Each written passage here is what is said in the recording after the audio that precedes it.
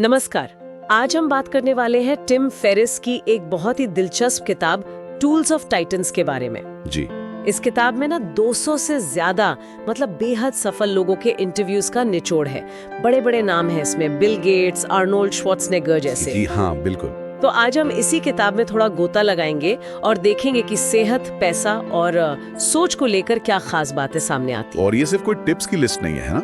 Ferris ने असल में क्या किया है कि इन कामयाब लोगों की आदतों को, उनके सोचने के पैटर्न को समझने की कोशिश की है। अच्छा। तो ये देखना दिलचस्प होगा कि भाई अलग अलग फील्ड के ये जो महारथी हैं वो सेहत, पैसा और जिंदगी को समझने के मामले में कहाँ-कहाँ मतलब एक जैसे दिखते हैं। बिल्कुल।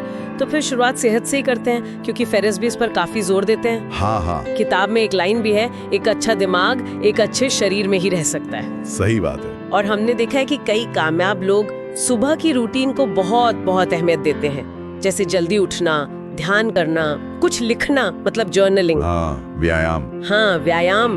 और कुछ लोग तो वो ठंडे पानी से नहाने, कोल्ड शावर की भी बात करते हैं। हाँ, करते हैं। और ये सिर्फ शौक नहीं है, इसके पीछे एक सोच है, मतलब लगातार एनर्जी और मेंटल क्लैरिटी बनाए रखना। फिर इसकी किताब में कई लोग स्लो कार्ब डाइट का भी जिक्र करते हैं। अच्छा, स्लो कार्ब डाइट ये क्या है? मतलब प्रोटीन, दालें, सब्जियों पर ज्यादा फोकस, और जो रिफाइंड कार्ब्स होते हैं ना, जैसे मैदा, चीनी, इनसे दूरी। ओके। और अच्छी नींद, उसको तो वो बिल्कुल जरूरी मानते हैं सफलता के लिए। कोई समझौता नहीं उस पर। हाँ, ये सब चीजें मिलकर शायद एक मजबूत बेस बनाती है। बिल्कुल नींवें है ये। और इसी मजबूत नींव पर फिर शायद वो पैसा कमाने और उसे संभालने की बात आती है। तो किताब पैसे के बारे में क्या कहती है? क्या सिर्फ कमाने पे जोर है? नहीं, सिर्फ कमाना नहीं। किताब इस बात पर ज्यादा जोर देती है कि सबसे जरूरी निवेश है खुद पर किया गया निवेश। खुद पर?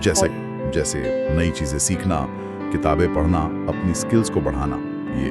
और साथ ही सिर्फ एक इनकम सोर्स पर टिके ना रहना। ओह, मल्टीपल इनकम स्ट्रीम्स। हाँ, और सादगी से जीना, मतलब फिजूल खर्ची से बचना और अपना जो टाइम और एनर्जी है ना, उसका सोच समझकर इस्तेमाल करना। तो ये पैसे बचाने से ज्यादा अपने सबसे कीमती रिसोर्स यानी समय और ऊर्जा को सही जगह लगाने की सोच एक तरह से। ये दिलचस्प है। मतलब पैसा कमाना जरूरी है, पर उससे भी ज्यादा जरूरी है उसे मैनेज करना और अपने टाइम और एनर्जी को सही दिशा देना। बिल्कुल। और सोच की शक्ति, किताब बताती है कि कई कामयाब लोग स्टोइक फिलॉसफी से बहुत प्रभावित हैं। इसका क्या मतलब हुआ? स्टोइसिज्म, इसका मूल मंत्र ये है कि उन चीजों पर ध्यान दो जो आपके कंट्रोल में है। अच्छा। और जो नहीं है उन्हें स्वीकार करो। मतलब बाहरी हालात पर परेशान होने के बजाय अपनी प्रतिक्रिया को संभालो। आप कैसे रिएक्ट करते हैं वो आपके हाथ में है। ये तो सुनने में काफी पावरफुल लगता है। और किताब में एक और जबरदस्त आइडिया है, फियर सेटिंग का। फियर सेटिंग, ये क्या चीज है? गोल सेटिंग जैसा है? नहीं, थोड़ा अलग है। लक्ष्य तय करने के बजाय फेरिस कहते हैं कि अपने सबसे बड़े डरों को पहचानो, उन्हें लिखो। डरों को लिखें? हाँ, सोचो कि अगर वो डर सच हो गए तो क्या होगा, सबसे बुरा क्या हो सकता है। फिर सोचो कि उनसे कैसे निपटा जा सकता है, और अगर सब कुछ गलत हो भी गया तो वापस ट्रैक पर कैसे आओगे। अरे वाह। तो ये डर को अनदेखा करने के बजाय उसका सामना करने का एक तरीका है। इससे अक्सर डर का असर कम हो जाता है और आगे बढ़ने का रास्ता साफ दिखता है। और जर्नलिंग मतलब लिखने की आदत, वो भी इसी में मदद करती होगी विचारों को क्लियर करने में। बिल्कुल, जर्नलिंग बहुत मदद करती है सोच को साफ करने में। ये तो काफी प्रैक्टिकल लग रहा है। क्या किताब में ऐसे ही कुछ और ठोस टूल्स या तरीके बताए गए हैं जिन्हें लोग आसानी से इस्तेमाल कर सकें? हाँ, कई सारे हैं। जैसे 5 मिनट जर्नल का जिक्र है।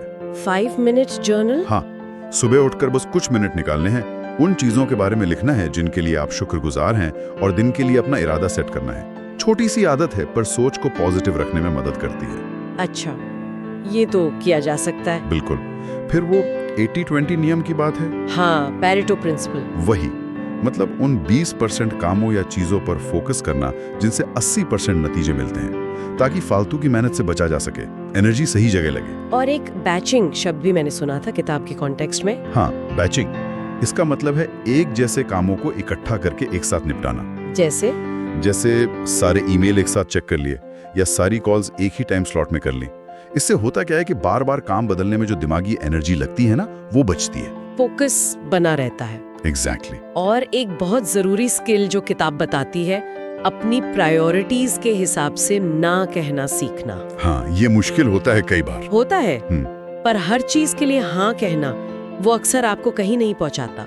जरूरी चीजों के लिए वक्त ही नहीं बचता। सही बात है। तो कुल मिलाकर देखें तो टूल्स ऑफ टाइटन्स सिर्फ कामयाब लोगों की कहानियां नहीं है। नहीं, बिल्कुल नहीं। बल्कि ये उनकी रोजमर्रा की आदतों, उनकी सोच और उनके इस्तेमाल किए जाने वाले प्रैक्टिकल तरीकों का एक संग्रह है, जिसे सेहत, दौलत और समझदारी इन 3 मेन हिस्सों में बांटा गया है। बिल्कुल सही कहा। ये किताब हमें उन तरीकों और मेंटल मॉडल से मिलवाती है जो दुनिया के कुछ सबसे सफल लोगों ने अपनाए हैं। ये एक तरह का खजाना है। और अंत में शायद सोचने के लिए एक बात ये हो सकती है कि इन सभी टूल्स और आदतों को बस कॉपी करने के बजाय कोई इन्हें अपनी जिंदगी, अपने हालात, अपने लक्ष्यों के हिसाब से कैसे ढाल सकता है, कैसे कस्टमाइज कर सकता है। समझकर अपने लिए जो सही है उसे चुनने और लागू करने में है। बिल्कुल, समझ कर अपनाना, ना कि आंख बंद करके फॉलो करना। एग्जैक्टली।